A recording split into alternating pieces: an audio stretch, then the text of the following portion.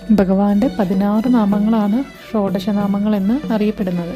വിഷ്ണു ഭഗവാന്റെ വിവിധ രൂപങ്ങൾ മനസ്സിൽ ധ്യാനിച്ചിട്ട് ഓരോ കാര്യങ്ങളും ചെയ്തു തുടങ്ങുന്നത് വളരെ ഐശ്വര്യപൂർണ്ണമാണ്. എപ്പോഴൊക്കെ ഏതൊക്കെ രൂപങ്ങളാണ് നമ്മൾ പ്രാർത്ഥിക്കേണ്ടതെന്ന് ഈ ഷോഡശനാമ സ്തോത്രത്തിലൂടെ നമുക്ക് മനസ്സിലാക്കി തരുന്നുണ്ട്. സ്തോത്രം ഇപ്രകാരമാണ്: ഔഷധേ ചിന്തയേത് വിഷ്ണും ഭോജനേ ച ജനാർദ്ദനം ശയനേ പത്മനാഭം ച വിവാഹേ ച പ്രജാപതിം യുദ്ധേ ചക്രധരം ദേവം പ്രവാസേ ച ത്രിവിക്രമം നാരായണം തനുത്യാഗേ ശ്രീധരം പ്രിയസംഗമേ ദുസ്വപ്നേ സ്മരഗോവിന്ദം സങ്കടേ മധുസൂദനം കാനനേ നാരസിംഹം ച പാവകേ ജലശായിനം ജലമധ്യേ വരാഹം ച പർവ്വതേ രഘുനന്ദനം ഗമനേ വാമനം ചൈവ സർവകാര്യേഷു മാധവം.